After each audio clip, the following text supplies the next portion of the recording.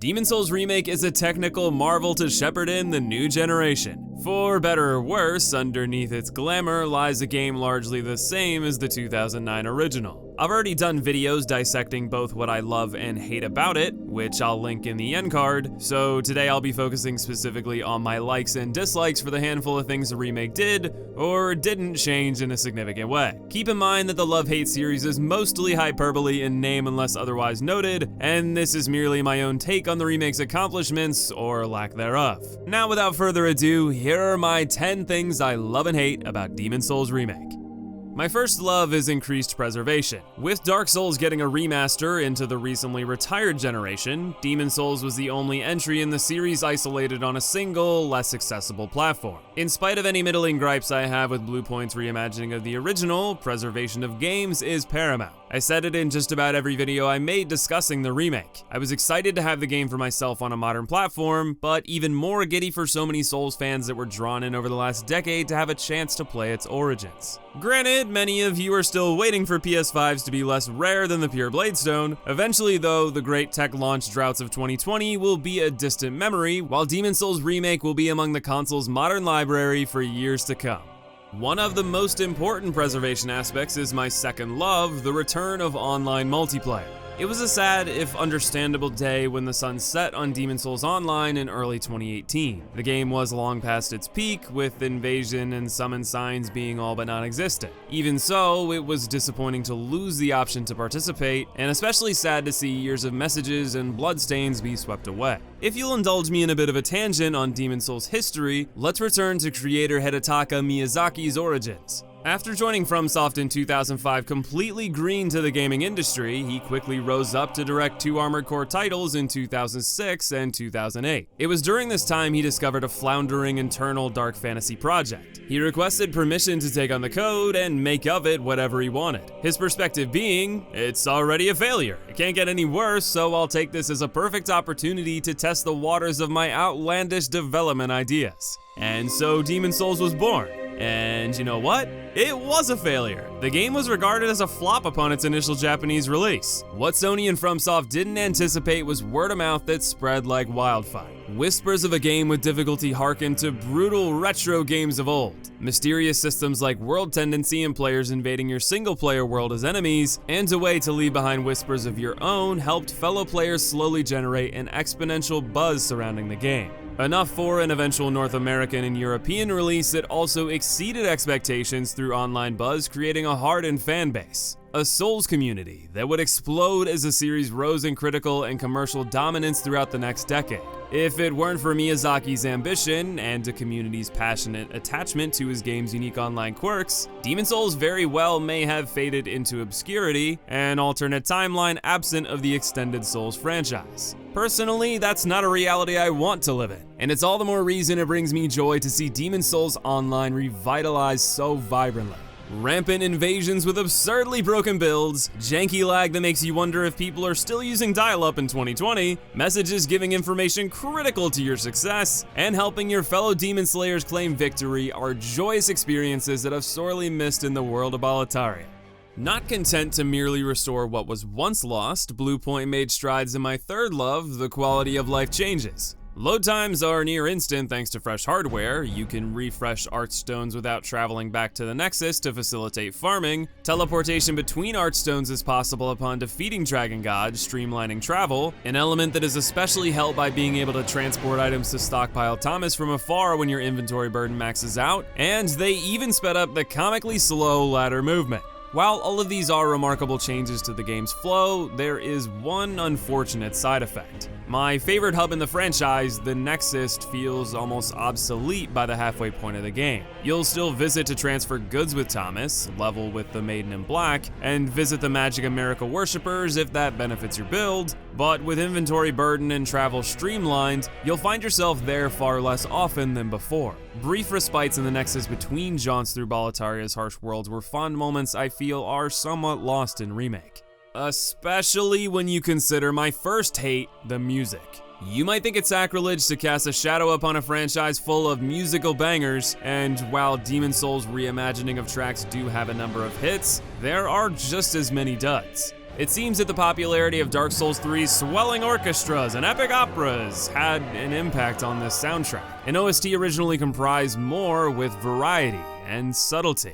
False King Alon's tune felt akin to a Golden Age horror movie monster's theme, an ominous organ that created tension through fewer notes with hard impact. Listening to the updated version, it's hard to argue that as a standalone piece, the track doesn't slap. But think of the story context. The dying prince who failed in his mission to slay the fake demonic husk of a king atop the tower wishes you finish the job with his last dying breath. As you slowly creep up the elevator to see what awaits you, I didn't feel as if I was in for an epic battle between two legendary warriors. Instead, I was being drawn into the most sinister archdemon's lair. Each note of the organ slams the gravity of that terror into me, matched by Alant's battle prowess. Remake's theme, while competent, completely loses that atmosphere. Tower Knight's iconic ha ha ha ha ha is completely lost. The legendary theme of the Nexus is a distant memory, making it feel even less like the beloved hub I remember. Worst of all, Maiden Astraya's iconic theme was replaced for yet another swelling orchestral epic that hardly resembles the original. Instead of evoking a twisted feeling of pause at your actions, a reflection of the tragic circumstance, and the pain you feel as you carry out your mission is lost amidst a throwaway theme more appropriate for a thrilling battle. More confusing than any of these misplaced reimaginings was the choice to set the music volume at a whisper compared to all the other game sounds. One of the reasons the Nexus theme feels so absent is what replaced it is so quiet you can hardly ever hear it. You have the option of cranking the music balance to 10 and lowering everything else dramatically, but audio mixing like that should never be necessary. The new soundtrack is hardly missing excellent tunes to listen to without context, but when you reflect on their purpose compared to the originals, more often than not, Bluepoint handily missed the mark. Strike 2 continues with a change I was actually all for, but was hammered into overkill that landed us in an uncanny valley. I hate the NPC's Overanimated Faces. I was all for losing the tight-lipped telepaths of the series' history for actual realistic dialogue. What I didn't expect was overkill to the extent they look like puppeteered caricatures of human beings. Looking at the insane range of expressions they go through in a single paragraph makes you wonder who the real demons are. Because as far as my real-world experience goes, I've never seen someone's mouth, eyes, brows, and cheeks do a hyperactive shuffle like these NPCs. Which is only the beginning of my third hate, the aesthetic overhaul. Much like the music, the original had distinct art chosen with purpose. Adjudicator lost his golden skin, tribal tattoos, and flayed mouth to match the original old hero in favor of becoming a generic fat bastard with titanic nipples. Old King Doran looks like someone requested a stripper in his armor. False King Alant looks like my grandpappy. Fat ministers look more grotesque and less sinister. Stockpile Thomas looks pretty jazzed for a guy who abandoned his wife and child to their death. Maiden in Black got a boob job. The warped miners of Stonefang Tunnel lost their scales, making the blacksmith's visual nod with the scales suggesting they might succumb to the same mindlessness completely lost. And Patches is just, mwah. God, that face perfectly reads shipper. Ultimately, how you feel about these changes is going to boil down to preference. I personally prefer the art direction of the original, while I can hardly argue they don't look more graphically competent in Remake. Which is why the technical overhaul is my fourth love, but before I move on to gushing about it, I think it's fair to drive home that much of the visual storytelling is lost in Remake in cases like the Blacksmiths, or with atmosphere in cases like Alant and the Fat Ministers. That said, praise the 60 frames and one of the most technically proficient games ever made. Demon's Souls Remake plays like an absolute dream. Particle effects out the wazoo, rock solid frame rate in a performance mode that doesn't compromise visuals, vibrant color that brings life to a dying world, updated textures that may lose some points in aesthetics but look tremendously impressive all the same. There's heaps of praise I could lot on Bluepoint for doing what they do best, taking something old and making it shine brighter than a diamond. I may not be a fan of their liberties in art direction, but I'm undoubtedly a fan of their technical prowess. Unfortunately, when it comes to things they didn't change, there's one distinct element that sticks out like a sore thumb.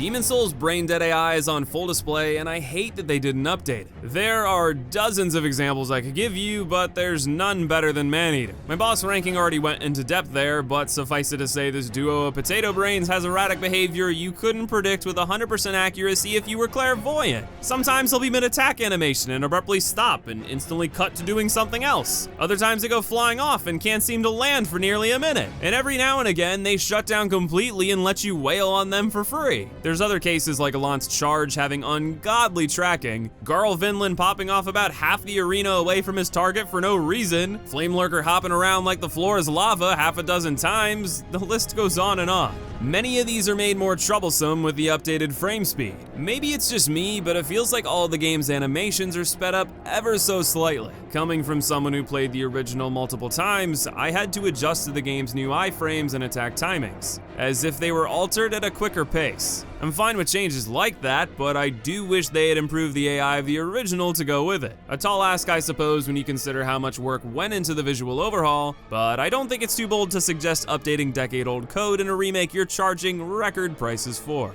Even with that in mind, I can't deny my final love, the quality and their execution. Despite minor gripes and nitpicks, this is for better or worse 2009 Demon's Souls as it was with a boatload of quality of life updates. Though some may steal away charm from the original, like the altered music and aesthetics, and others make it painfully clear you're playing an unrefined formula like rudimentary AI and more obtuse mechanics, this remake is a technically stunning way to play the Souls series origins in all of its glory, with plenty of extra benefits such as stunning graphics, some truly notable quality of life changes, and a revitalized online community. Despite things I would change for myself, the remake's dramatic quality far outweighs the small hangups that are only speed bumps along a fantastic road through Boletaria. A road that when approached in a vacuum separate from these minor gripes has always been one of my personal favorites in the series. But what about you? Tell us your thoughts on the changes in Demon's Souls Remake in the comments below. In the meantime, be sure to subscribe for more great gaming content and check out my previous love-hate series on the original Demon's Souls for a deeper look at the game's mechanics. And of course, I want to thank you for watching today, much love to you, and I'll see you in the next video.